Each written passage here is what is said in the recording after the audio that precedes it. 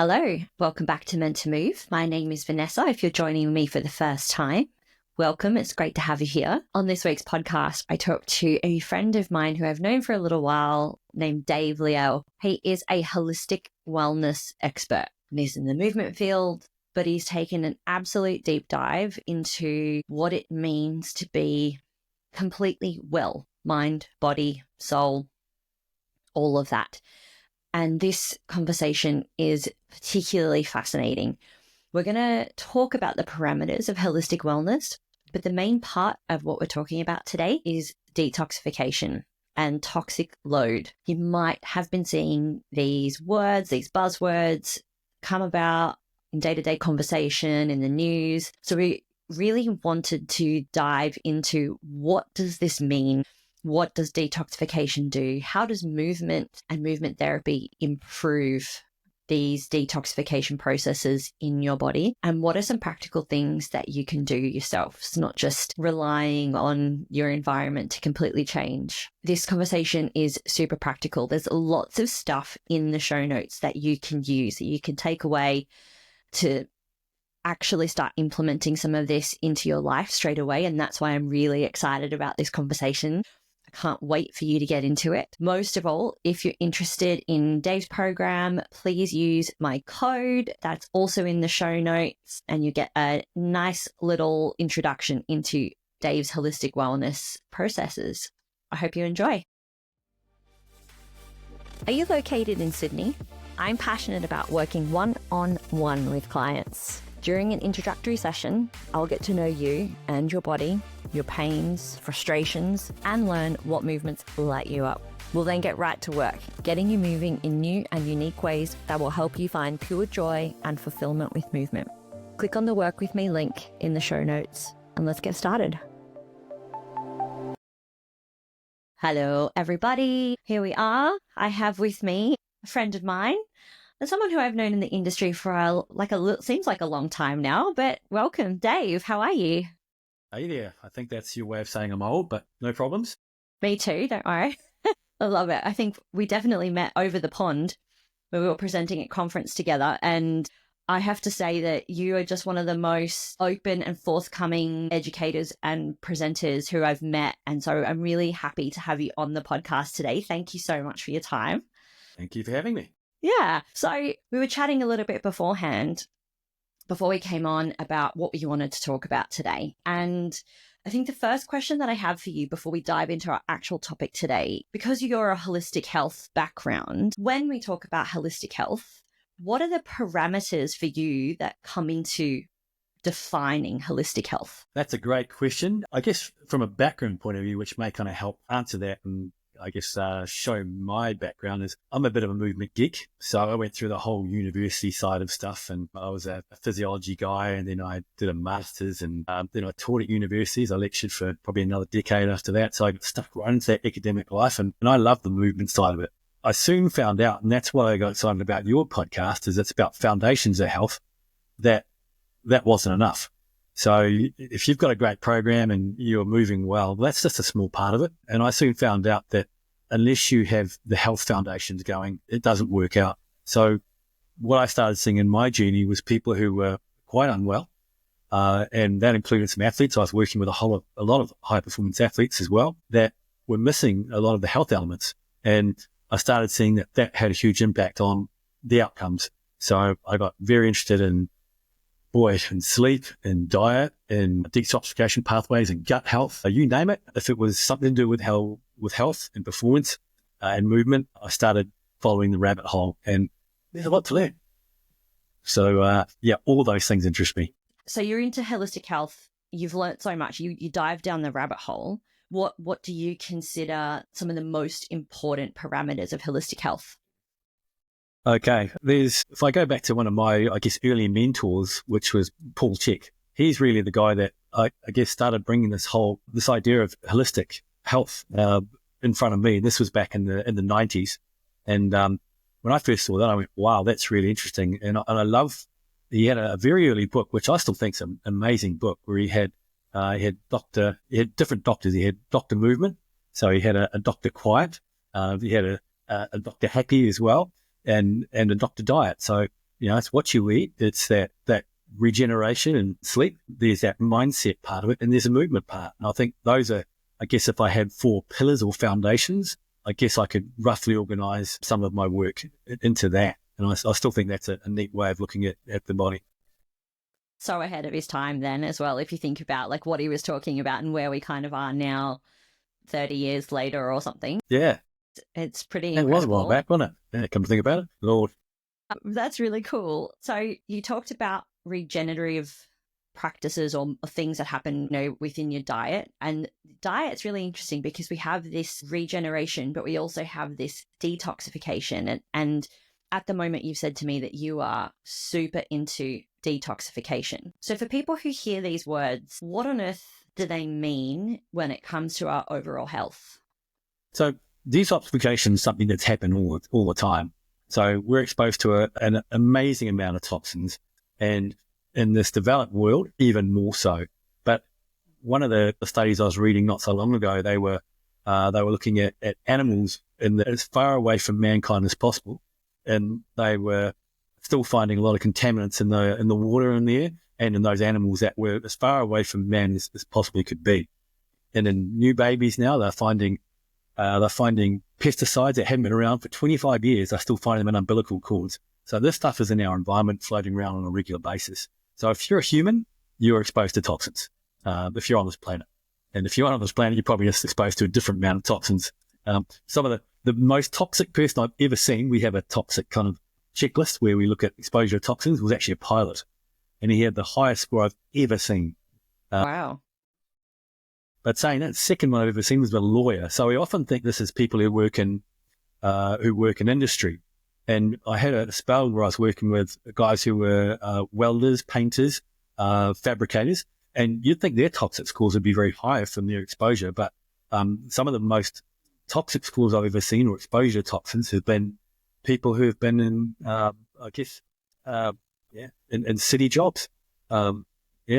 I've seen some farmers as well farmers and growers who've been very exposed to pesticides and toxins. So the idea is we're exposed to these toxins. There's no way around that. But we want to be able to get those toxins and get rid of them out of our body, because if they're in us, they can damage us. They can damage our immune system. They can directly damage our cells. They can damage our hormones. Yeah, and certainly one of the theories, and again, it's hard to put, you can't say that this toxic load's killing us, but when we look at the exposure we have to toxins and what's happening to our health, there's some pretty reasonable relationships there, I think, which no one can deny. And that's the World Health Organization, that's the Endocrine Society.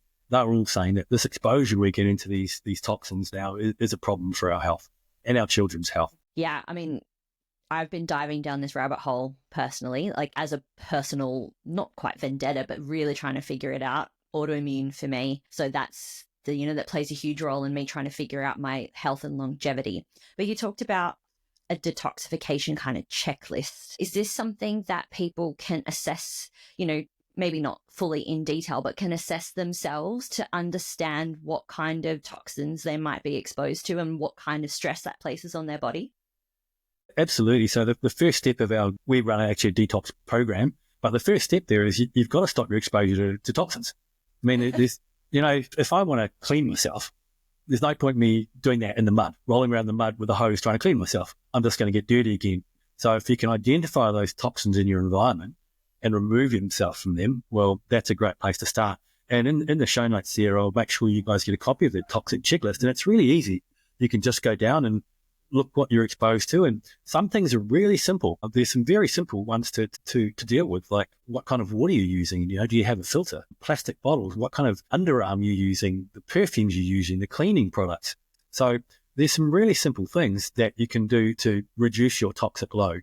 And they're happy to give people a heads up on that. So you can start reducing that. The less toxins you have exposed to, the better. Yes, I have thrown out a lot of things recently, I'm not gonna lie, going natural everything.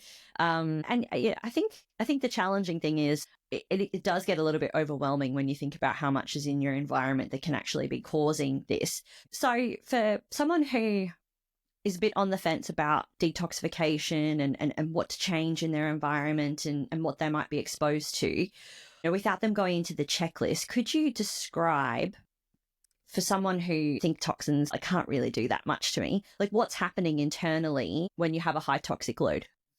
Cool. So one of the things that I often quote is, what goes on you goes in you. So I say it again, what goes on you goes in you. So if you're looking at your underarm and you wouldn't want to spray that in your mouth because you don't think it's good for you, you shouldn't be putting that on your skin. If you're using perfumes, again, which you wouldn't squirt in your mouth because you think, oh, that's not going to be good for me, you shouldn't be putting that on your skin. What goes on you goes in you. So that goes with any of the other cosmetics you have. Now, I'd say that you can put that with your cleaning products too. If your cleaning products, if you're looking at the back of the ingredients here and it's a chemical shitstorm and you're going, boy, and it's got toxic written all over it, and you're putting that on your eating surfaces, on your dishes, in your dishwasher, on your benches that you prepare food on, that's getting in you. So if we go back to your grandparents' time, that's probably about where you'd want to be.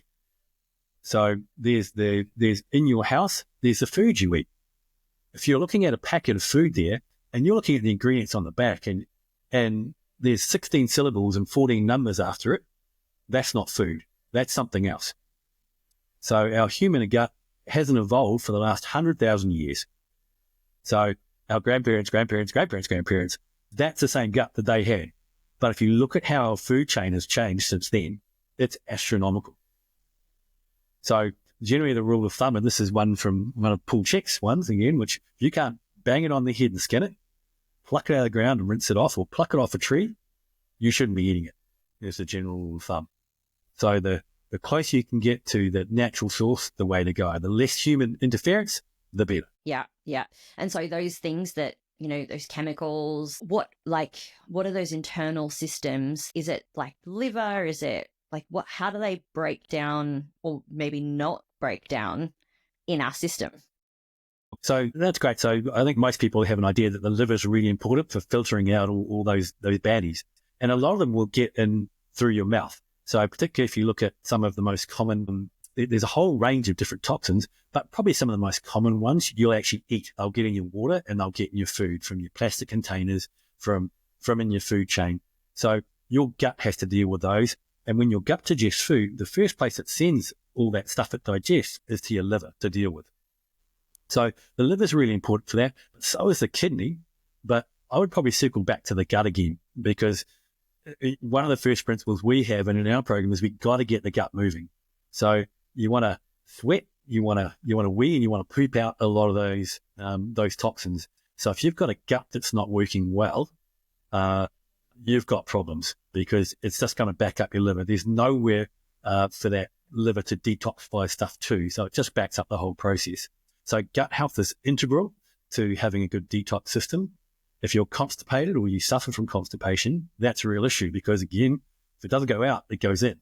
So you end up getting a toxic buildup from that. We want that liver function to be decent. So by not bombarding your liver with a chemical shitstorm 3 times a day and plus snacks, that's really going to help your liver do its job. Plus we want, and I just saw you took a big swig of water there, which is amazing, because we need that fluid too. The kidneys filter blood, that's their job, and they will take a lot of toxins from there. But if you're not well hydrated, you can actually reuptake some of those toxins back into the bloodstream. So having that water running through, again, think of a pond. If you have a stagnant pond with no water going in it or out of it, you've got a problem. So we need that flow, just like all tissue needs flow, and that's definitely the gut, the liver, and the kidneys as well. So those are some key ones to start with. It's great. I think you've actually come up to a really good point here, which I think is super important, because a lot of people, when they think detoxification, that they go straight to food, and obviously that's super important, right? So you mentioned the food that you eat, all of that is key. But exercise influences this fluid flow, doesn't it? And it can have an impact on your detoxification. So could you describe and explain how that works? Yep. So exercise helps you sweat for a start, which is useful because that's another way of detoxifying. And that's where antiperspirants I'm not a big fan of. If you don't want to stink, that's fine. Put some deodorant on, and hopefully, again, it's one that you'd roll on your tongue, because if you don't want to eat it, you shouldn't be putting it on your skin. So I've got 2 daughters, and spray cans, and I walk into a room where someone's been spraying that, and my spider senses go off. Oh, no way. So I bought them 15 different types, and I said, you try all these, you just tell me the ones you want, and that's the one we're going to give you. Because, having that stuff in your armpits by breast tissue as well, that's not a great thing to be doing. So, we want that sweat, but also that exercise also tends to boost a lot of those detoxification enzymes, because what we're having to do in the detox pathways is we're often taking toxins that are fat soluble, and those are the problem children, the fat soluble toxins. And there's a lot of those around, which are an issue, and converting those into water soluble ones so you can wee, sweat, and poop them out is what we want to do. So detoxification, the biochemistry behind it, which is pretty it's pretty intense. But I looked into that very in depth, looking at what we can do to boost those different pathways in each step of those pathways, and also what blocks some of those pathways too, so that we can detoxify really well. Yeah. So we want those pathways to be running well. So actually, one little tip here for the listeners at home is, multi-minerals and vitamins are really useful. So a lot of those biochemical pathways require trace minerals and also vitamins. So if you've got deficiencies in those, you can't detox very well. So certainly having a decent multivitamin mineral is really useful. I don't believe you can do that particularly well, even with a decent farmed diet. You need to get something. You probably need one of those in your diet. You do. Interesting. There's a lot of interesting conflictions on these, right? And I suppose it's just one of those things. It's very unlikely to harm you by taking a multivitamin. And I often try to look at these things as like risk versus reward. People have like these huge, debates about multivitamins, but there's no debate about your deodorant, which has got butane and propellant in it, and that you're putting on your skin, right? So I think that that's a really interesting contrast when people start to go down, but my supplements, then they're really expensive, or this and that. What you're basically saying is, we haven't looked at all of these other household items that we just take for granted completely. And those are the things that are doing the harm. But, you take a multivitamin a day and you're going to get hung up on that for some reason, because the media has sensationalized its potential negativeness or something. Well, I think if we look at farming practice today, again, what they were hundreds of years ago now, there's no doubt that there's deficiencies in soil. And if you've got deficient soils, there's no way you can have crops or animals that are healthy. So Australian and also New Zealand, and I'm not sure where everyone else is listening from, but there is a range of deficiencies in those soils. So I often think that a multi-vitamin mineral it's like a insurance policy to make sure you've got that covered off. And a really neat analogy that I stole from someone, I'm trying to remember who, is imagine you're building a house and you've got your weatherboards and you've got your nails to hold the weatherboards in. Think of your macros like your weatherboards. So that's your protein, your fats and carbs. You've got to have those, but you also want nails, which are your minerals and your vitamins to hold them in. So there's no point having gold-plated nails if you've got shitty weatherboards. But again, if you've got weatherboards and you're not securing them to your house, you're going to have problems too. So they kind of work together. I'm not saying that a multivitamin mineral is the be all and end all. It's just a part of the whole thing. But I love that analogy. I think it really worked for me anyway. Yeah. It's great. I like that as well. That's really nice. Would you have some similar tips for our listener about what movement or movement practices are useful to help boost these detoxification pathways in the system? Yeah, get sweaty would be my advice to that one there. And what we often do in our programs too is we even get people to sauna after that too to get more sweat. There's some different toxins are removed different ways, and particularly heavy metals are quite useful to get them out in sweat. So you'll get a lot of your cadmiums, your mercuries, your leads out with sweat. So that's a really effective way of doing that. In terms of what type of exercise, I like them all. I'm not one of these people that say you should only weight train. Cardio will slow down your jasm. I don't believe that for a second. Yeah, I think if you're moving and you're enjoying it and you've got some variety, all power to you. I do think it's useful to move different ways and in different angles and just have fun doing it. If you can do some outside, that's great too. You should lift some heavy shit as well though, because you should keep some muscle mass along your journey. But yeah, I'm not precious. I want the outcome. How you get there is up to you. That's really cool. I didn't prompt that answer at all. If you're a listener, I'm all about moving how you like and Cool. movement variability. So that answered that question beautifully. I think if you've been around for a while, like perhaps we have, you kind of come to that conclusion. And we all have our things. Some people love CrossFit. Some people love Olympic lifting. Some people love kettlebells. They're all methods of achieving a goal. And if that's your method and it works for you, that's all cool. But different strokes for different folks is what it comes down to. I wholeheartedly agree. Let's come back to sweating. This is cool because I think at the moment there's the debates raging about cold plunge and saunas and all of this kind of bits and pieces in terms of recovery. And you're talking about sweating as a vehicle for detoxification. Do you think that sauna has almost been, I want to say, removed from its original purpose as a detoxer, but like it's kind of clouded in this recovery zone now? It obviously also promotes recovery, but can you talk a little bit about how it works and maybe why there's a little bit of confusion in this space? Well, I don't know if there's confusion. I think we've got that. There's a real shift towards that whole recovery. Contrast, ice bath, infrared, all that stuff. And I don't think there's a conflict there. I think they all have a place to play in there. And certainly, I do think they are useful for that.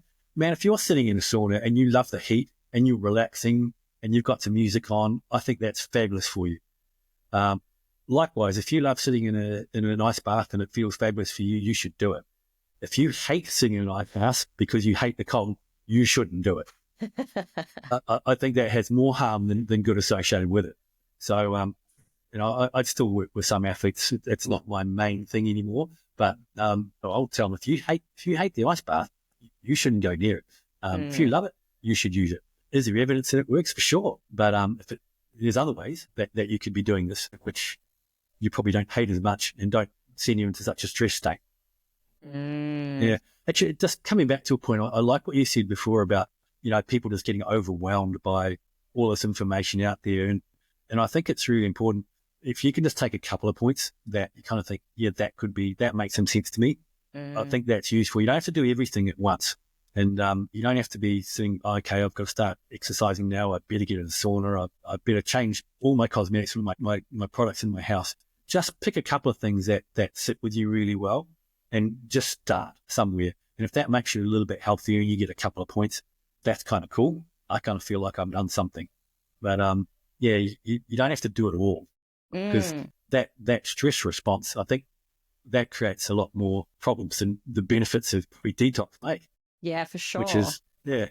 So I'd love to perhaps to share a story about a client, maybe their journey through this. I'll just give you some context. So I'm doing the deep dive, like you, perhaps not as deep as you, because it's not as necessarily my wheelhouse. I'm more of the movement side, but the cosmetics, the Teflon pans, the cleaning products, all of that is kind of right where my partner and I are really looking at everything in our house at the moment. And I think that initially we were both a little bit overwhelmed because when you start to look at it, you're like, holy shit, like everything in my kitchen is geared towards either giving me microplastics or some kind of like exposure to something.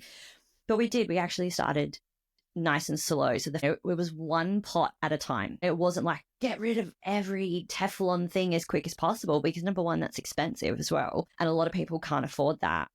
And it was, okay, let's have a look. If we change our Teflon fry pan, which we know to use, and we move to stainless steel, how do we cook on it? Like, I think that there's practicalities that people in these swaps, because we're so used to the ease of certain things, of, spraying your underarms because the product's just there available at the supermarket, rather than having to go to the health food store and, the tiny little pocket.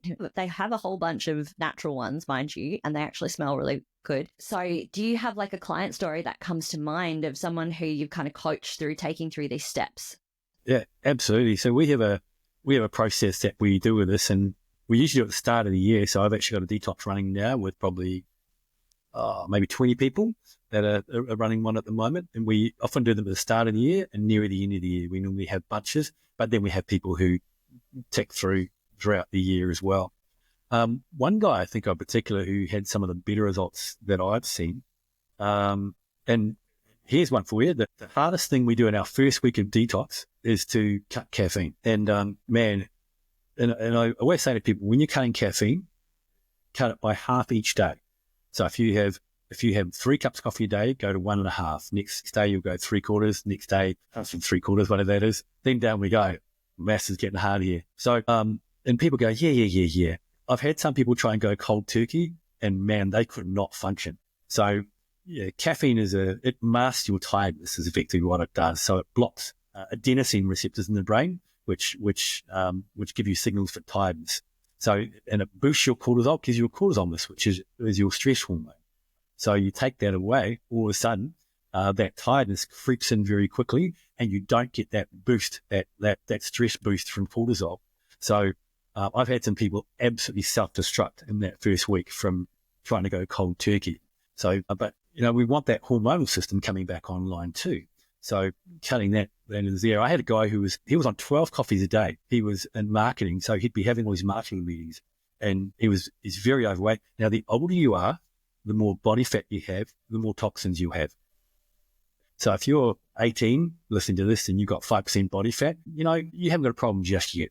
But, if you're in your 50s and above and you've got a bit of excess body fat there, yeah, odds are you are carrying more toxins. You've just had more exposure over time. That's just the way it rolls. And a lot of those toxins are stored in body fat as well. This guy was very overweight as well. So he started off on the process there, and particularly he was quite into cooking, which was a bit of a bonus. So he just started tidying up his food. And all we say on that first week there is, cut the caffeine, cut the alcohol, but also just start moving your food towards real foods. And that made a massive change for a start. In our second week, we start adding in some intermittent fasting, and we tailor that differently for different people, particularly for females versus males. Males and females have quite a different response to intermittent fasting. So we tailor it that way a bit. Then we start off, we actually start reducing calories, because we actually need to have some exercise and calorie reduction, because we need to get the fat, we need to mobilize the toxins out of the fat. But not only once we mobilize those toxins out of the fat, we need to bind them and get rid of it. So if you're losing weight, but you're not binding those toxins, all that happens is you get those toxins in the bloodstream, they go around the bloodstream and they settle somewhere else. So getting rid of those toxins is a key step that we have in our detox program. That's where you've got to have the gut moving, because your gut's not moving. Well, now you've got all these circulating toxins, your gut's not moving, you can't get rid of them. If you're not sweating on top of that, well, you can't sweat them out. If you're dehydrated, well, you can't wee them out. So we have all sorts of problems with that. So we have a whole lot of binding toxins. We use a lot of fiber to get the gut moving. We use a lot of probiotics as well. We use some other binding. We have some particular teas that we use, which produce bile and also help with bile excretion. So bile is produced in the liver, and what it does is it helps break down fat, and it gets the fat so you can excrete the fats. And bile is normally recirculated. When your liver produces it, it recirculates round and round the body, 14 to 17 times is the magic number. But we don't want that. We actually want the bile to get out of it. We want to actually poop it out so that we can actually get rid of those toxins there. So we do a lot kind of around binding that. We've got a lot of binding agents we use. We get them from all around the world, specific ones that I've researched, finding that I know that they'll bind all those different toxins that come through, so you can get rid of them out of your system. And I guess that's the key thing. If you are losing weight, and if you're trying to detox, is just make sure your gut's moving and that you're staying very well hydrated for a start. You can go down the fancy supplement route, and if you want, but I'd say just that would be a great start, even if you don't want to go anywhere else. Make sure your gut's moving. Fiber is wonderful stuff. And cheap. For that. And yeah, it is. We're very deficient in fiber in our Western diet.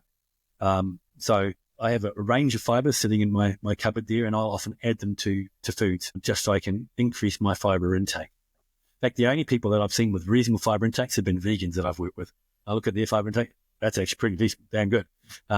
But if you look at other traditional diets compared to Western diet, our fibre is just about non-existent.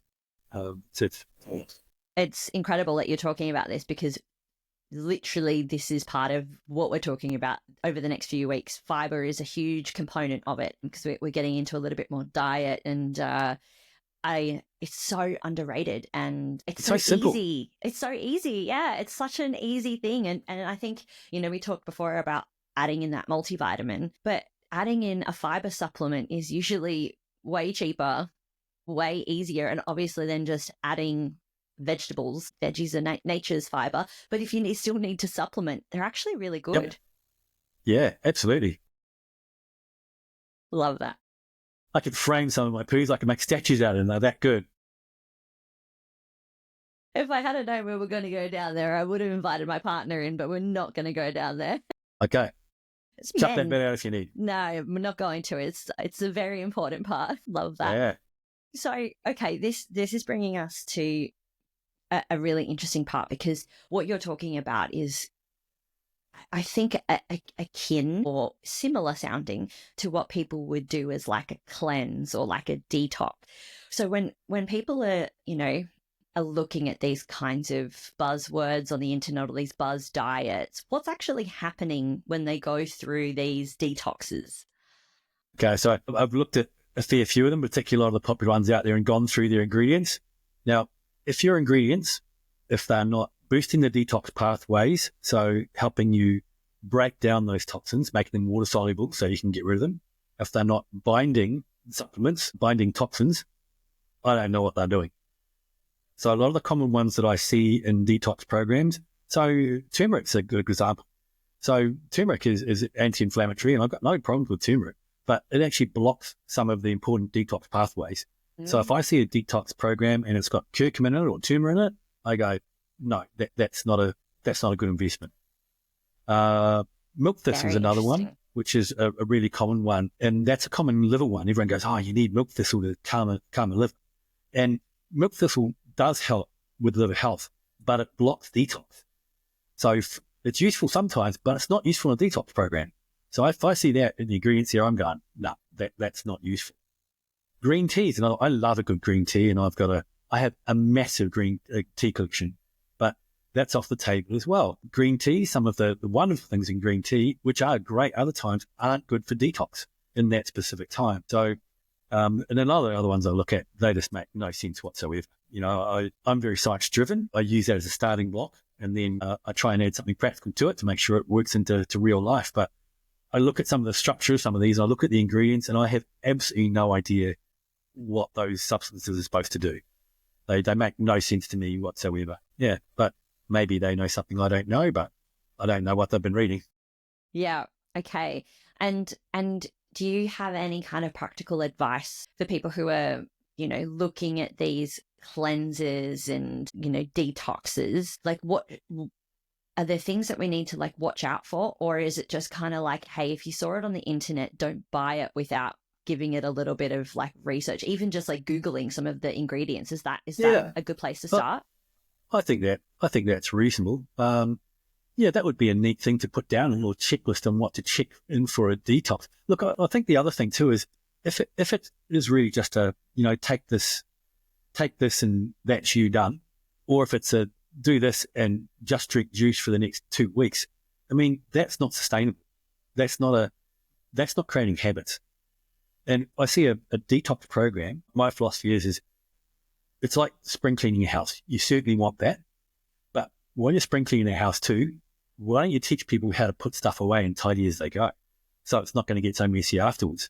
So that's where, a lot of the stuff we do is about building habits, about looking at labels, about how you eat, when you eat, what you eat. So if you can get those habits established, then add spring clean on top of it, your house is going to go cleaner later on.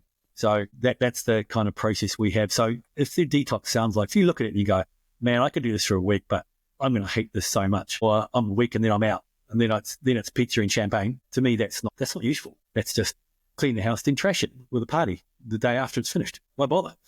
Yeah.